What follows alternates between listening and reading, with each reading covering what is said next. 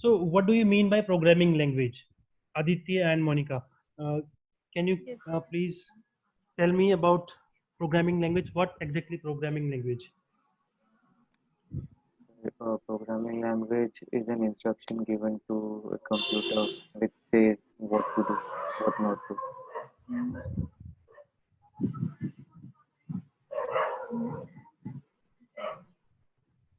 Hello? Yes, yes, I'm listening. Yes, sir. Okay, Monica, what do you mean by programming language? सबको अलग अलग Mm-hmm. सबको इकट्ठा कर देंगे क्या? Hello, Monica. Yes sir. What do you mean by programming language?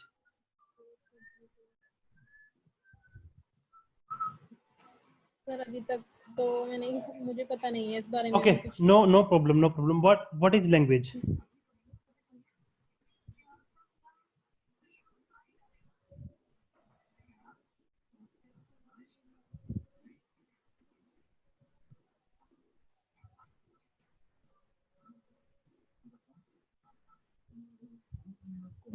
Can we say it's a mode of communication? Language is a mode of communication. And when we talk about programming language, so it's a mode of communication between a machine and human being. Aditya, can we say that? Yes, sir. ठीक है, हम लोग आपस में बात करते हैं तो हमें कुछ बात करने के लिए कुछ एक लैंग्वेज चाहिए, एक मीडियम चाहिए बात करने के लिए. फॉर एग्जांपल हम लोग सब यहाँ पर हिंदी में बात कर सकते हैं, ठीक है, हम समझते हैं क्योंकि हिंदी को. हम इंग्लिश में बात कर सकते हैं क्योंकि ये भी हमें थोड़ा बहुत समझ में आता है. बट क्या मैं बात करूँ यहाँ पर कि हम तमिल में बात करते हैं, क्या ये हमें समझ में आएगा? नहीं सर. किसको समझ आएगा? ये तमिल के जो बंदे हैं उन्हीं को समझ आएगा जो तमिल बोलते हैं, जो यूज करते हैं, ठीक है. तो उसी तरीके से अगर हम बात करें लैंग्वेज, लैंग्वेज क्या है? एक कम्युनिकेशन का मीडियम है between two person, right. And when we talk about programming language, तो प्रोग्रामिंग लैंग्वेज क्या है? प्रोग्रामिंग लैंग्वेज एक मोड ऑफ कम्युनिकेशन है between a human being and a machine. So in our case, machine is basically a computer. Monica समझ आ रहा है? Yes sir. ठीक है. तो प्रोग्रामिंग लैंग्वेज क्या हुई? Programming language is a mode of communication between a machine and a human being. हम कंप्यूटर को कुछ इंस्ट्रक्शन देना चाहते हैं तो कंप्यूटर हमारी इस हिंदी को नहीं समझता है, इस इंग्लिश को नहीं समझता है, उसकी अपनी एक प्रोग्रामिंग लैंग्वेज है, अपनी एक लैंग्वेज है जिसको कि हम क्या बोल रहे हैं? Programming language. So there are multiple languages. Computer की अपनी एक लैंग्वेज है जिसको वो समझ सकता है, ठीक है. तो अभी हम बात कर रहे हैं किसकी? जावा की. तो Java is one of the programming language which a computer can understand, right. Any doubt in this? No, sir. Okay. Now हम बात करते हैं कि when it was started.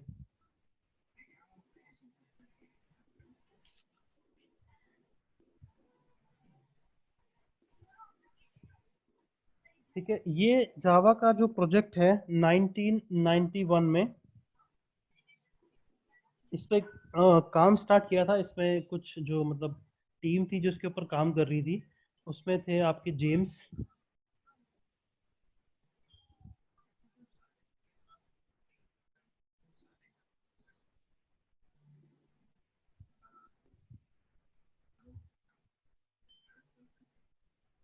James कोजलिंग, एक बंदा था माइक, और एक था पैट्रिक. ठीक है, ये बंदे थे. एक बंदा और भी था इसमें, I just forget the name. तो ये 4 लोगों की टीम थी, ये काम कर रही थी एक प्रोजेक्ट के ऊपर. उस टाइम पे मार्केट के अंदर सी प्लस प्लस अवेलेबल थी, बट एक ऐसी लैंग्वेज की जरूरत थी जो कुछ रिलायबल हो, ठीक है, रोबस्ट, जिसमें अच्छे ग्राफिक्स हों.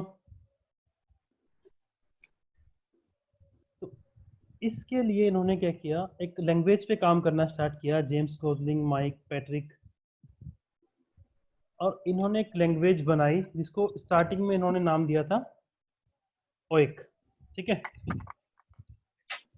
ओएक का नाम किस किस मतलब पर्पस से दिया था, कहाँ से आया था? एक वहां पर जहाँ ये लोग काम कर रहे होते थे वहां पर एक ट्री था, ठीक है, उस ट्री को देखते हुए इन्होंने नाम दिया था इसका ओएक प्रोजेक्ट का। तो जिस प्रोजेक्ट पे इन्होंने काम करना स्टार्ट किया था उस प्रोजेक्ट का नाम था ग्रीन प्रोजेक्ट, ठीक है, 1991 की बात है ये। देन जब ये इन्होंने इस पे मतलब काम इनका लगभग कंप्लीट हो गया 1995 में, इन्होंने जावा का अल्फा वर्जन रिलीज किया था, ठीक है, कब किया था? 1995 में। तो उस टाइम पे जो जेम्स थे, जो कोर टीम मेंबर थे, ये काम करते थे सन माइक्रोसिस्टम, एक ऑर्गेनाइजेशन है which is now acquired by Oracle.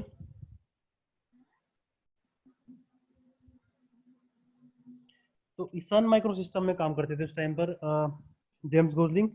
सो जो इनिशियल वर्जन था जावा का, Java alpha, it was released by Sun microsystem in 1995, ठीक है।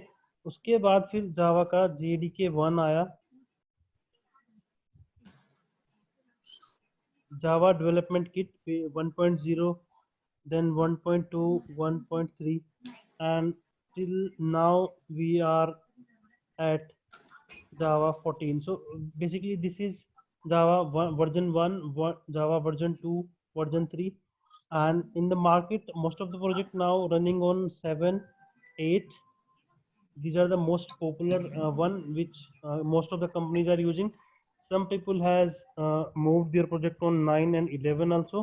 The latest one is 14. So slowly companies are moving to Java 14. So in this class we will cover 7, 8 and 9. All right, so I will basically be teaching you 7. Later on when we will done with 7, we will learn about the new features which were added in Java 8. Then the new features of Java 9 we will discuss, right? Yes, sir.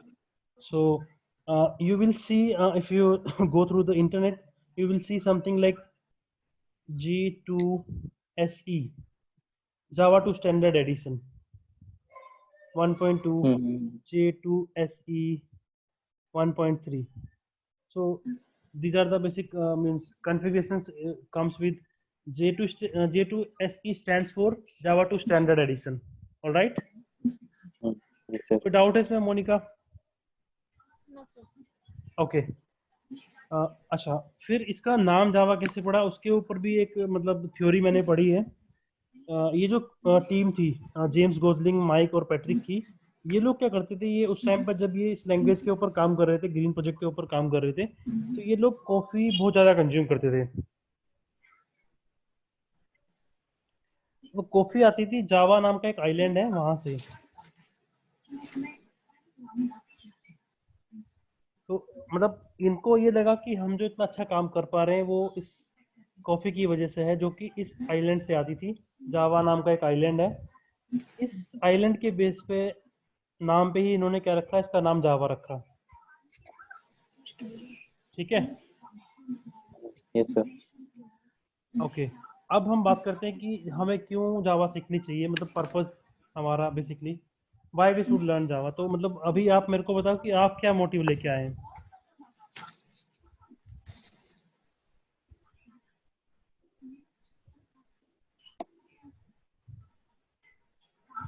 Aditya, आपका क्या मतलब motive है? So programming language strong हो जाए। Okay, and आपका Monika?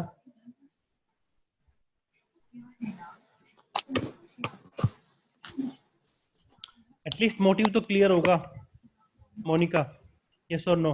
Yes, sir. मैं I am saying motive तो कुछ लेके आए होंगे ना, आपकी जावा क्यों करनी है आपने? सर जावा में ही मतलब जॉब देखनी है तो इसलिए जावा करनी है इसलिए। बट यू नो जावा मतलब बहुत इजी नहीं है सीखना। सर मुझे पता है कि जावा बहुत टफ होती है, मैं इसलिए सोच भी रही हूँ स्टार्टिंग में जावा पता नहीं ठीक से समझ भी आएगा नहीं।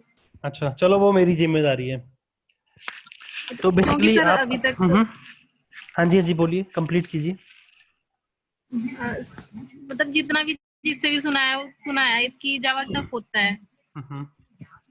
एक्चुअली टफ तभी तक है जब तक समझ में नहीं आता, जब समझ आने लगता है तो फिर इजी हो जाता है।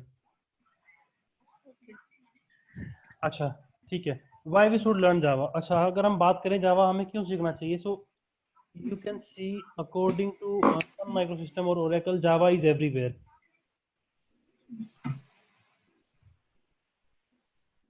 More than 3 billion devices runs on Java. उन डिवाइसेस की अगर हम बात करें इसमें क्या है, आपके एटीएम है, ठीक है, आपके वॉशिंग मशीन है, आपके माइक्रोवेव है, ठीक है, ऐसे बहुत सारे एग्जांपल है, रोबोटिक्स में यूज होता है। According to Java more than 3 billion devices run on Java. और हम क्या क्या बना सकते हैं इसके साथ, कहाँ कहाँ पर ये यूज हो सकता है, ठीक है। तो जावा की अगर हम एप्लीकेशंस की बात करें, कैटेगराइज इसको करें, तो 4 तरह के एप्लीकेशन हम बना सकते हैं, ठीक है। सबसे पहले हम बात करते हैं मोबाइल ऐप्स, ठीक है। थर्ड हम बात करते हैं वेब ऐप्स। अभी मैं इनके बारे में बात करूंगा कि एग्जैक्टली क्या चीज़ है ये। फिर हम इसमें एक आता है कंसेप्ट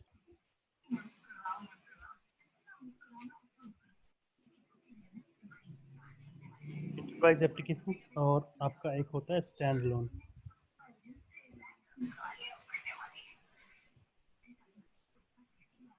ये 4 तरह के एप्लीकेशन हम बना सकते हैं यूजिंग जावा। सबसे पहले हम बात करते हैं what is mobile apps. Android. Android,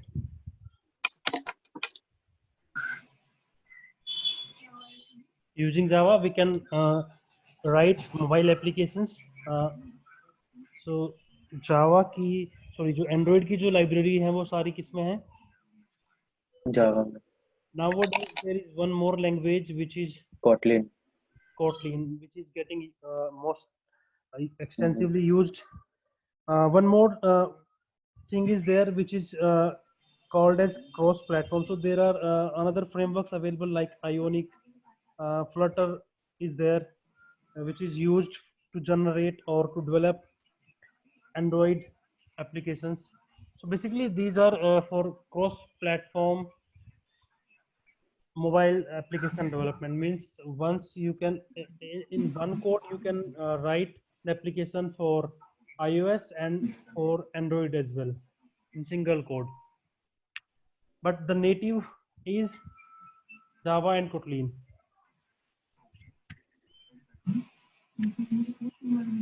Now comes to web apps. इसमें कोई डाउट तो नहीं है मोबाइल ऐप में। No, इससे sir. पहले जो सिम्बियन चलता था नोकिया के अंदर, आपको याद होगा, Mhm. Yes, sir. सिम्बियन भी पूरा जावा में लिखा हुआ था। अच्छा. नोकिया की जो सीरीज थी 5200 5300, उसमें सिम्बियन आता था, तो पूरा इसी जावा के अंदर ही लिखा हुआ था पूरा। अच्छा अब हम बात करते हैं वेब एप्स की। What is web application, JavaScript. JavaScript. क्या बोला आपने, JavaScript. जावास्क्रिप्ट। अच्छा वो तो एक मतलब टेक्नोलॉजी होगी जो हम वेब बेस्ड एप्लीकेशन में यूज करते हैं। बेसिकली वेब बेस्ड एप्लीकेशन होता क्या है, कैसे काम करता है उसकी बात करते हैं। तो एक टर्म आपने सुनी होगी ड्यूरिंग योर इंजीनियरिंग, सुनिए। Client server. मोनिका आप हाँ सीएस जी, हाँ जी. से वो किया आपने बीटेक, कैसा? आपने सीएस से बीटेक किया है? जी सर, कंप्यूटर कैसे कर कंप्यूटर रही हूँ। साइंस। अच्छा कंप्यूटर साइंस से किया तो आपने ये टर्म सुनी होगी क्लाइंट एंड सर्वर, यस सुना है? यस। ओके, तो these are two machine client and server. तो ये जो वेब बेस्ड एप्लीकेशन है ये पूरा किसके ऊपर काम करता है, ये इसी आर्किटेक्चर के ऊपर काम करता है। यहाँ से यूजर क्या वेब भेजता है, एक रिक्वेस्ट भेजता है, और बेस्ड ऑन द रिक्वेस्ट उसको क्या मिलता है, रिस्पॉन्स मिलता है, Response. ठीक है। अब बेसिकली जनरली जो हम यूज करते हैं क्लाइंट, वो कौन होता है हमारा, ब्राउजर, ठीक है। और ये क्या होगा, ये आपकी एक मशीन होगी, heavy duty machine we can say, ठीक है, जो क्या करेगी आपकी रिक्वेस्ट लेगी, उसमें से आपका जो आपने इंक्वायरी की है उसको एक्सट्रैक्ट करके उसके बेस पे आपको क्या करेगी, रिस्पॉन्स प्रोवाइड करेगी। ठीक है, फॉर एग्जांपल हम इसका अगर बात करें वेब बेस्ड एप्लीकेशंस की,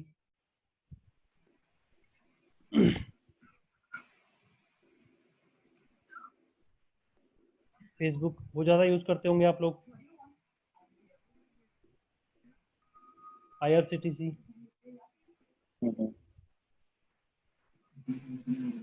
Flipkart, Amazon, these are all example of web based applications. तो वेब बेस्ड एप्लीकेशन में बेसिकली क्या होता है कि हम एक एप्लीकेशन बनाते हैं और उसको बना करके यहाँ सर्वर के अंदर डिप्लॉय कर देते हैं। ठीक है,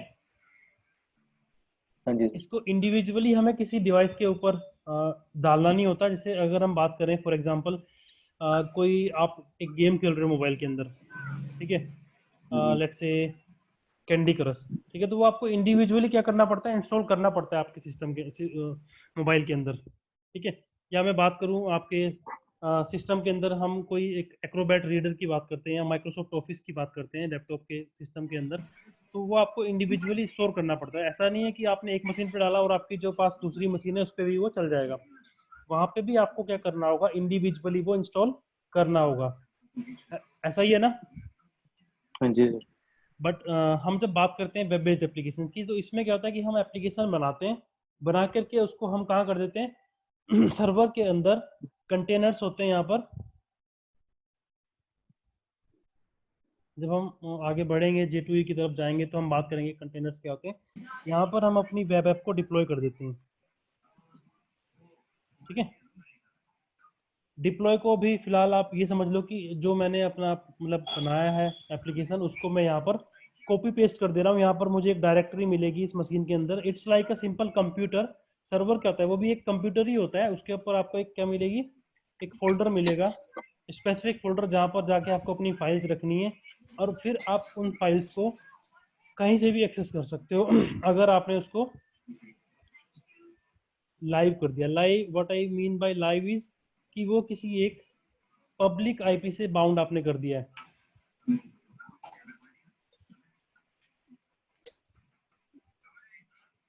जैसे आप क्या करते हो, गूगल ओपन करते हो तो कहीं से भी कर सकते हो कि नहीं? हाँ जी सर। कर सकते हो। हाँ जी हाँ जी। सिमिलर काइंड ऑफ टर्मिनोलॉजीज कि हमने एक बार एप्लीकेशन बनाई और उसको हमने यहाँ पर रख दिया और फिर अब कोई भी उसको यूज कर सकता है। ठीक है, ठीक है, समझ आ रहा है? हाँ जी सर। नेक्स्ट है इसमें इंटरप्राइज ऐप। तो इंटरप्राइज और ऐप, और हम अगर वेब ऐप की बात करें तो बेसिकली इनमें कोई ज़्यादा डिफरेंस नहीं है। यहाँ पर क्या है, इंटरप्राइज एप्लीकेशंस में यहाँ पर कंसेप्ट आता है आपका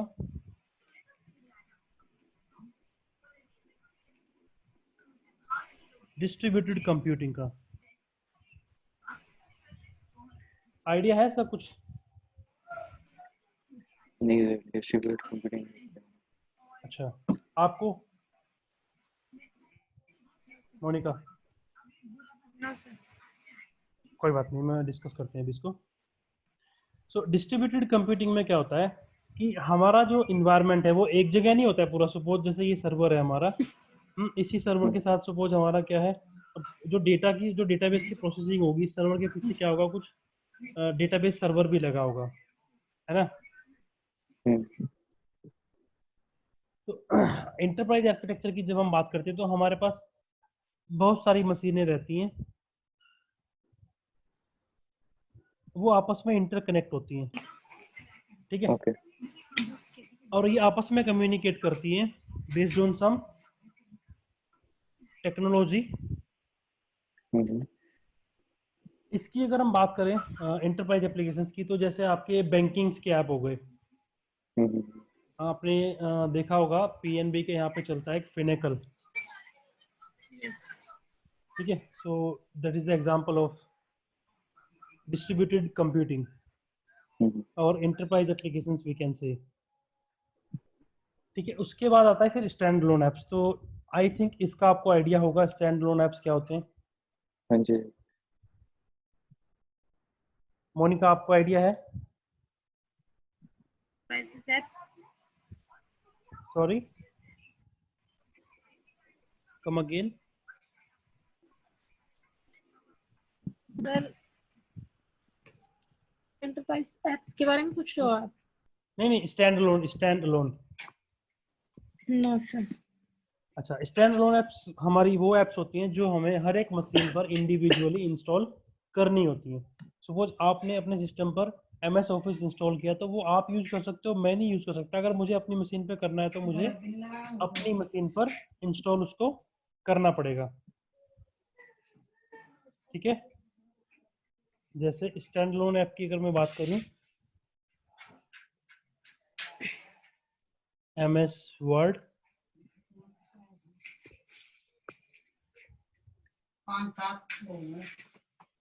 फोटोशॉप, ऐसे बहुत एग्जांपल हो सकते हैं। ये सुना होगा आपने। तो these are the example of stand alone apps. मतलब ये हमें क्या करना पड़ेगा, अगर हमें इंडिविजुअली किसी मशीन के ऊपर चलाना है तो हमें उसके ऊपर जाकर के इंडिविजुअली इंस्टॉल करना पड़ेगा। जी any doubt in this? No sir. No.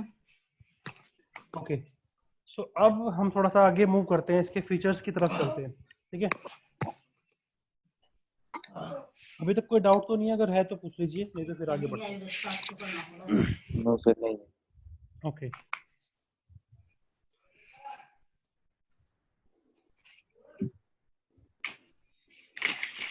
आज हम कोई प्रोग्रामिंग नहीं कर रहे हैं, सिंपल हम डिस्कशन कर रहे हैं कि जावा है क्या, क्या कर सकते हैं इसके साथ, और क्यों कर Yes, yes. सकते हैं, कैसे कर सकते हैं। ठीक है,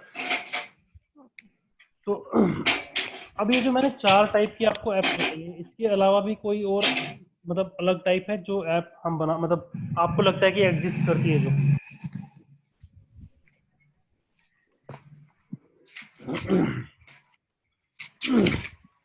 जो मैंने बात की है माइक्रोवेव की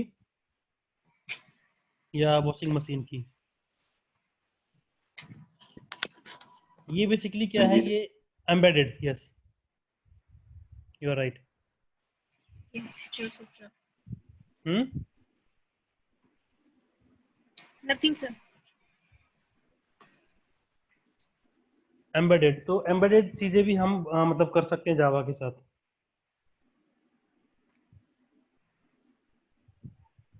अब अगर मैं फीचर की बात करूं तो सबसे पहला जो फीचर है वो फीचर है इसका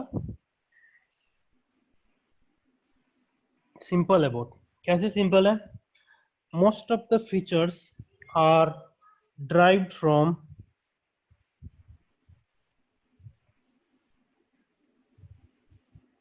C++। ठीक है, अब जी सर। जब बंदा बिगिनर होता है तो उसको लगता है कि यार ये तो झूठी बोल रहे हैं, सिंपल तो नहीं है। अभी तुम मेरे साथ मतलब ज़्यादा नहीं मैं बोलता, 7-8 सेशन लो, फिर आपको समझ आने लगेगा कि हाँ सिंपल है कि नहीं। ठीक है, hmm, next point is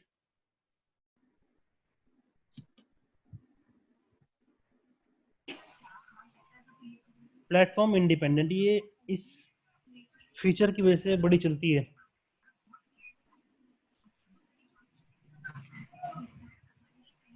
platform independent है। प्लेटफॉर्म इंडिपेंडेंट का क्या मतलब है? Yes, any idea? किसी को कोई आइडिया हो तो बताओ, नहीं तो फिर आगे कंटिन्यू करते हैं। नहीं पता सर, आप बता दीजिए। अच्छा, ठीक है, प्लेटफॉर्म इंडिपेंडेंट का बेसिकली मतलब ये है right once run anywhere. Right okay. Once run anywhere. अभी मैं डिस्कस करता हूँ इसको, बेसिकली क्या मतलब है इसका।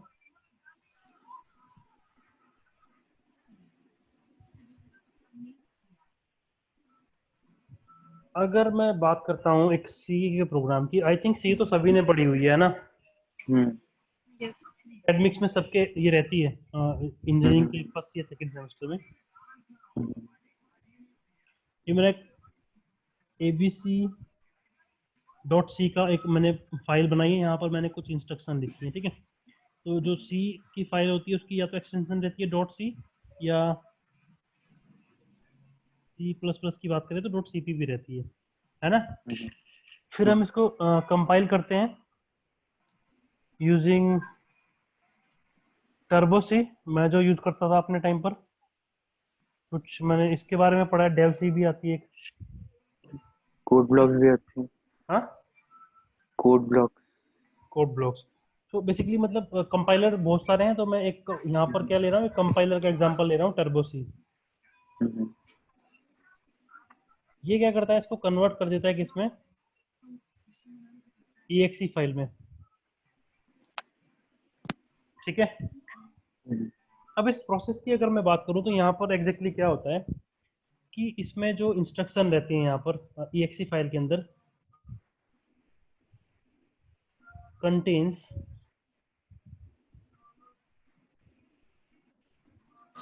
Instruction for